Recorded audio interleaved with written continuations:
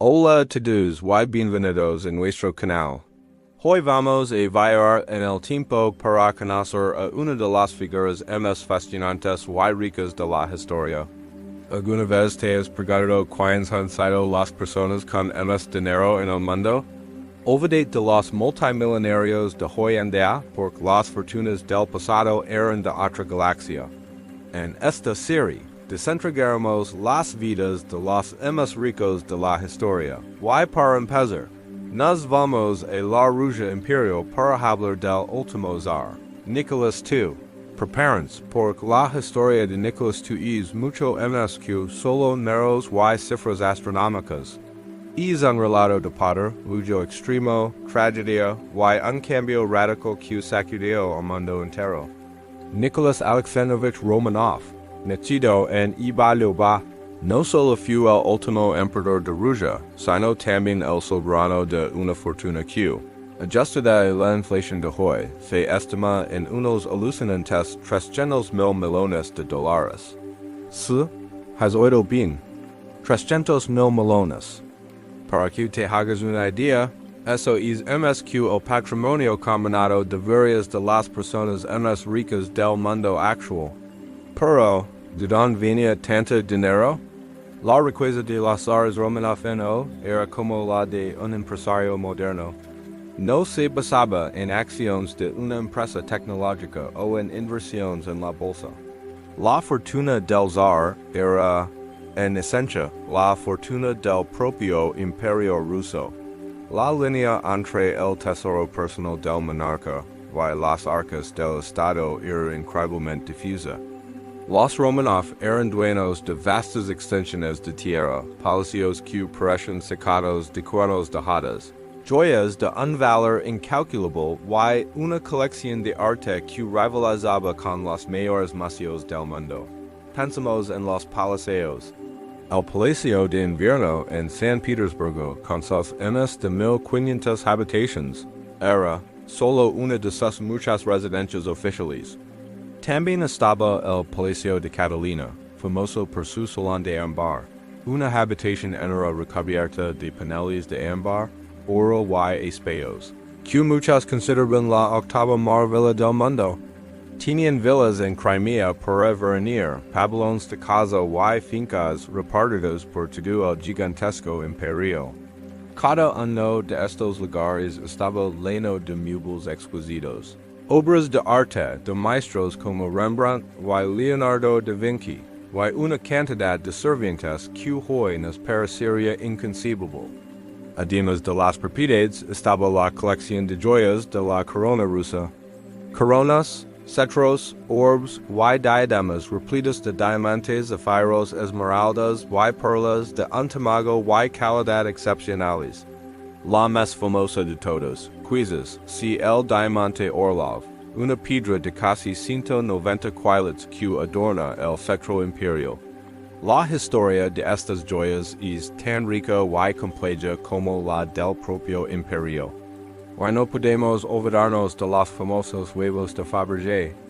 Cada año, para la Pascua, el Zar Nicolas encargaba al joyero Carl Fabergé la creación de 2 huevos imperiales únicos, uno para su madre, la emperatriz viuda María Fyodorovna, y otro para su esposa, la zarina Alejandra.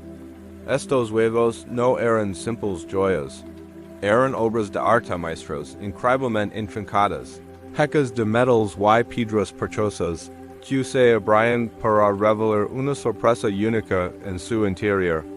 Se crearon 50 de estos huevos imperiales y hoy en día son de los objetos más codiciados y valiosos del mundo. Cada uno cuenta una pequeña historia de la familia imperial. Pero la vida de Nicolas II y su familia no era solo lujo y opulencia. Mientras ellos vivían en este mundo de ensueño, la gran mayoría de la población rusa vivía en la pobreza extrema.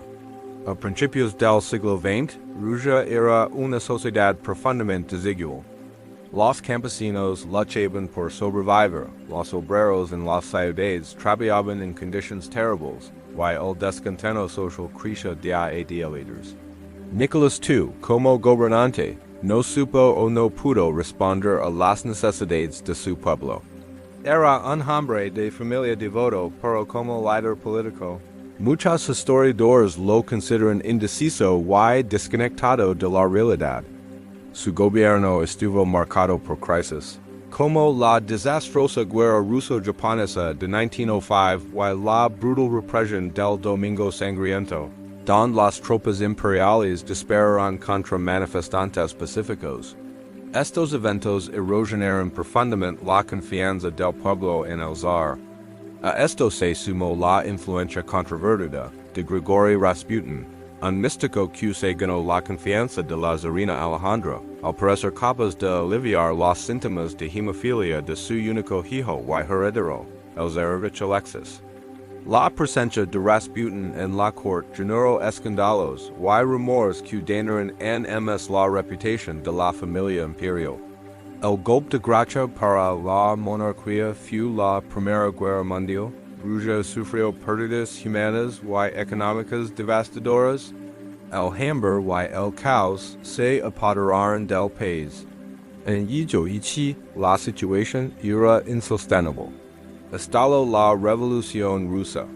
En febrero, las protestas masivas en Petrogrado, como se llamaba entonces a San Petersburgo, obligaron a Nicolas II a abdicar.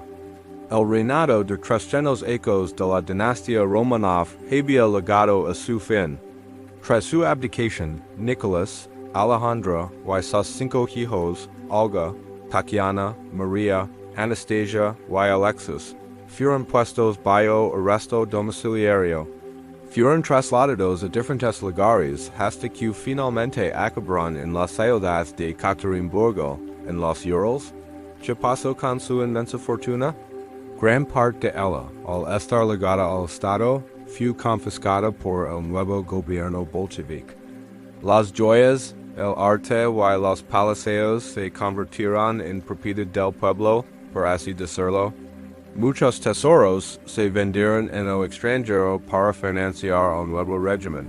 Otros se exhiben hoy en museos como el Kremlin de Moscú.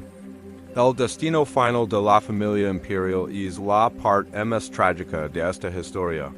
En la noche del 16 al 17 de julio de 1918 en el sótano de la casa Ipativ donde estaban recluidos, el Zar Nicolas II, su esposa Alejandra, sus 5 hijos y varios de sus sirvientes leales fueron ejecutados por sus captores bolcheviques.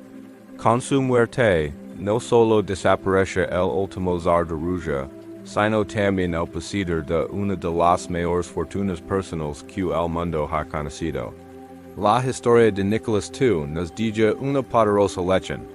Nos muestra cómo la riqueza y el poder absolutos pueden ser increíblemente frágiles. A pesar de tener a su disposición una fortuna que hoy nos parece casi infinita, no pudo salvar a su familia, ni a su imperio, ni a las fuerzas imparables de la historia. Su vida es un recordatorio de que la riqueza material, por muy grande que sea, no garantiza la felicidad ni la seguridad, y que un líder debe estar conectado con su pueblo para poder gobernar. Es una historia que mezcla el glamour de un cuento de hadas con la crudeza de una tragedia griega. El hombre más rico del mundo en su época terminó sus días en un sótano despollado de todo. Y así concluimos nuestro primer episodio sobre las personas más ricas de la historia. La fortuna de Nicolas II, construida a lo largo de siglos por la dinastía Romanov, se desvaneció en medio de la revolución, dejando un legado complejo que todavía hoy fascina y nos enseña mucho sobre el poder, la riqueza y la condición humana. ¿Qué te ha parecido la historia del último zar? ¿Conoces la magnitud de su fortuna? Déjanos tus comentarios abajo, nos encantaría leer tu opinión.